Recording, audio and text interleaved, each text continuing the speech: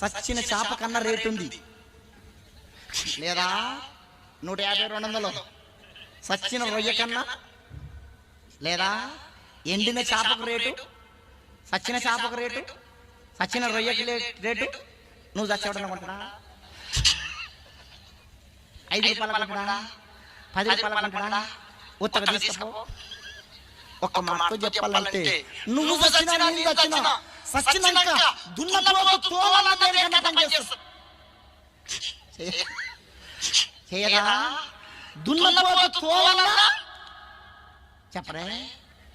నీ తోల నా తోల, నీ తోల నా తోల.